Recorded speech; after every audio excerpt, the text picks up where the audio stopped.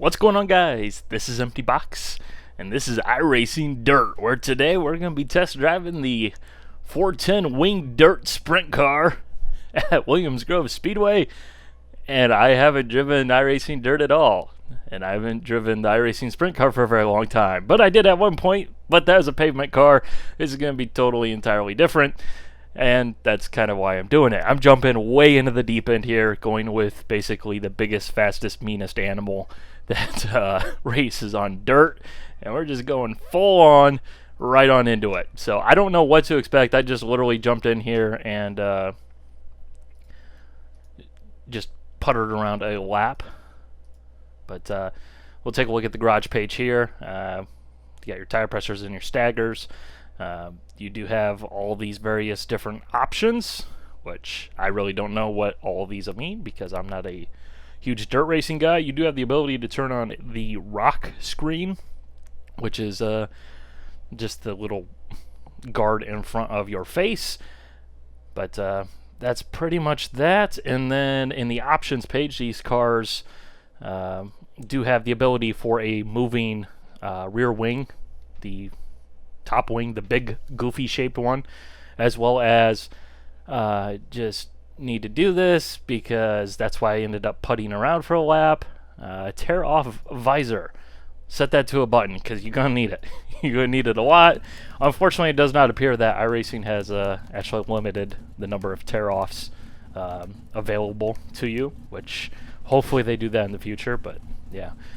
Now, for those of you guys not familiar with the sprint cars and iRacing, it is a little bit different because it does technically have a quote-unquote gearbox, even though it shouldn't have a gearbox, as well as you can't stall the car, as well as the fact that you just pull away from a stop like a regular car, which doesn't make any sense for a sprint car, but that's just how it has to work for iRacing. So we're going to give it a go here, just kind of tour the track a little bit. You can't see the steering wheel on screen, that's because of my field of view, but if you look in the right hand corner, splat, right in the face, you can see just how much steering we're giving it. So I really don't know this track. I'm not a huge dirt guy. The extent of my dirt knowledge is pretty much what I happen to see on TV every now and then, or alternatively one of the sprint car games on the PS2, what was it? Road to Knoxville or something like that. This is a half-mile track with pretty long straights, and boy, oh boy, does this thing fly.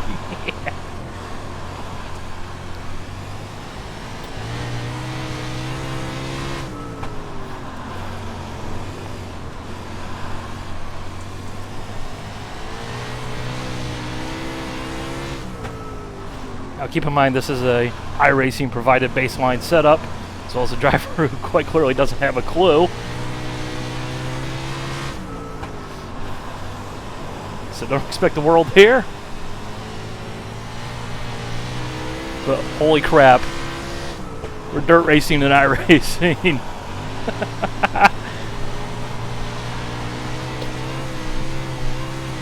That's just a mess.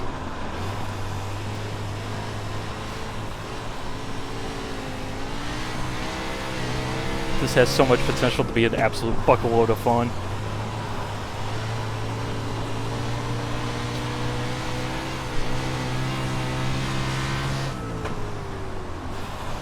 I did set the track to a high grip, or not high grip, a high usage state.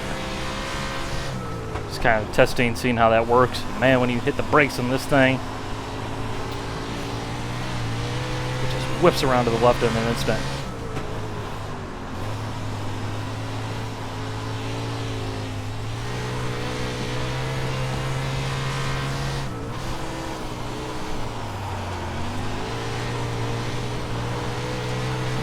See if we can get the hang of it here.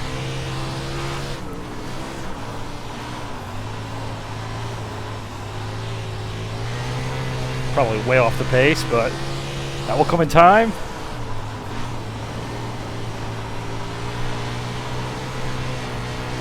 Just kind of dab the brake, flick it in.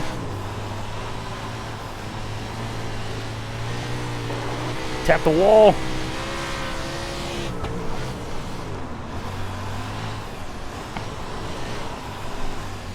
Ah! Hit the wall big time there. Let's go ahead and lower our force feedback down a little bit, because I didn't know if that was kind of going a little bit crazy.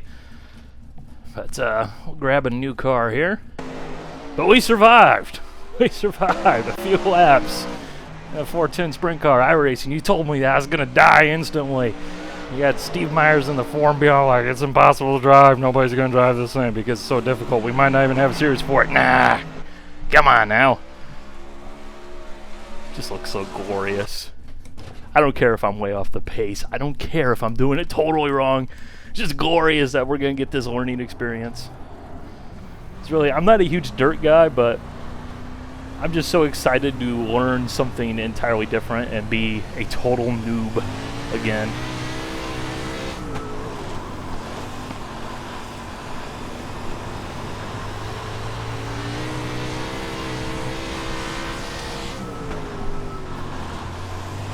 Although it does seem like that dirt splat keeps ending up right in my face. Right in the same spot.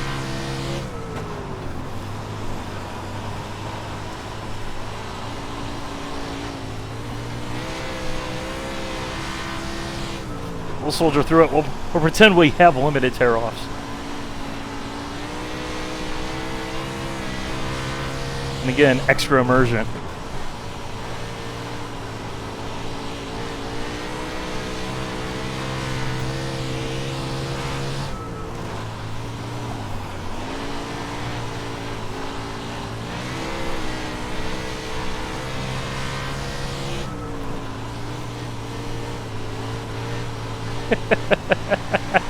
Oh man, so much fun.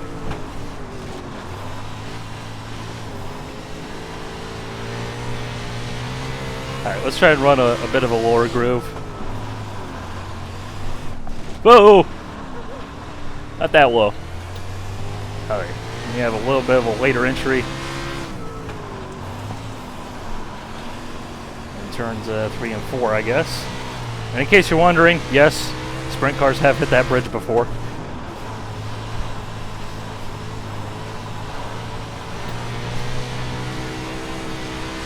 So the iRacing crash physics model will actually be realistic for once with these cars.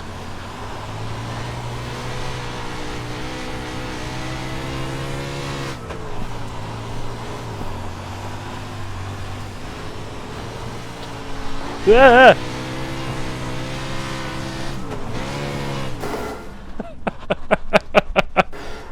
Yeah, that's game over right there. Problems with that engine. We got big problems with that everything, buddy. Let's go ahead and turn the rock cage or whatever the heck it's called, rock screen, just to show you guys something different. Actually, pretty nifty that they have an ability to change the graphics now with a car setup option, which I haven't seen that before in iRacing. Maybe we'll finally actually get proper looking low downforce aerodynamics for the cars which require it. That'd be nice. That'd be sweet.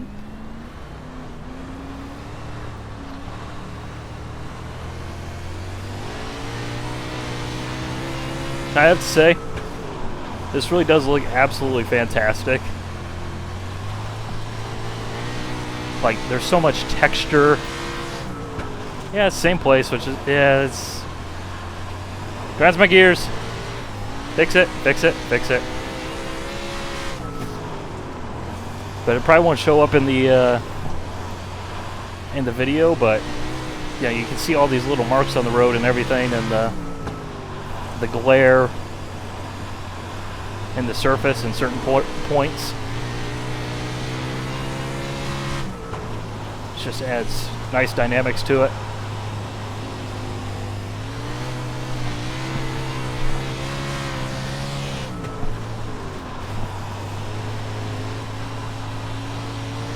Let's try and run a little bit higher.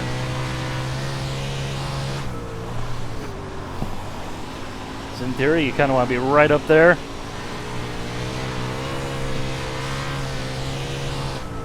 Right next to where it gets dark.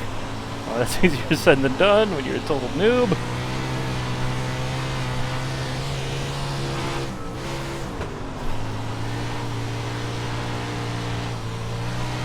Oh, we almost had it hooked up there.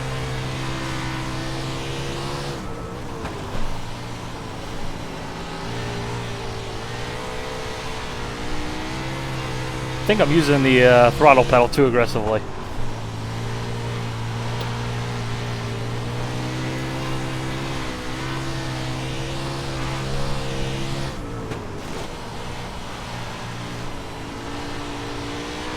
And I will say, there was a couple of comments on the teaser trailer, whatever the heck it's called, that iRacing released with the sprint car, you know, just a couple of days ago, about the sound. I don't know what it is, but the car in that video sounded absolutely terrible, even though it's supposed to be for, you know, an iRacing World of Outlaws series, which would be a 410 sprint car. So I don't know if they're just using a different version of the sprint car for that video, and that's why it sounded different. But this does sound a bit better, although I will say I don't feel like it's necessarily perfect. Although then again, I'm not, you know, an expert on these things at all. However, I will say, you know, it's just one of those things where no matter what they do, and I'm not saying this just in defense of iRacing, it's all the developers. You know, a screaming, roaring, yet thunderous V8 in a video game is just such a difficult sound to accurately capture because it has, you know, presence to it, whereas in the video game you can't quite get that.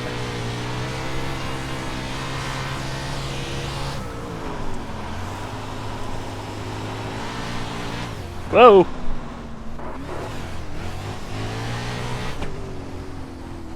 Oh, look at that. Just, yeah, wheel stands! I mean, just... yeah!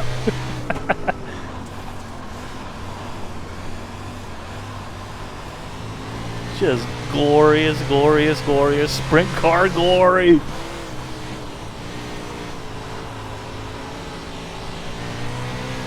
So can't wait to finish last.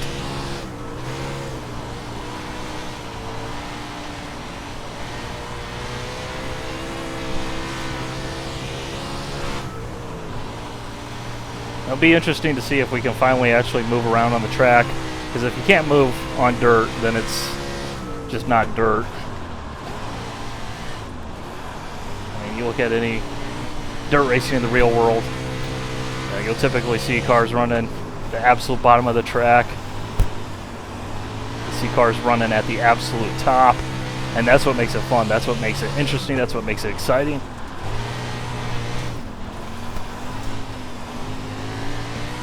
Typically, iRacing on the asphalt side of things has not delivered multi-groove racing like at all.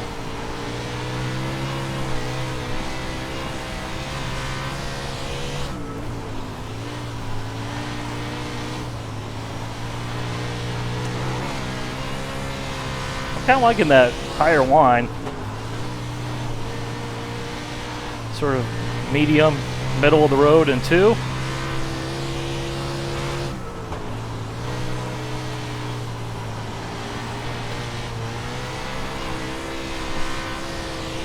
Right now, the people who actually know how to drive these things are watching this video probably just like, man, you're such an idiot. You don't know what you're doing. And you know what? You're right.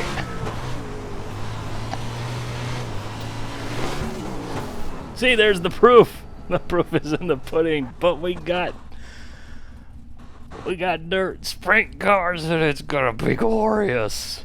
Also, you notice there, a lot of people were panicking that iRacing Dirt is going to be impossible. Hey, I just jumped into like the most difficult car that they're going to have, and they pretty much said that when they said on the forums that they might not even run a series for this car because they expect it to be too difficult.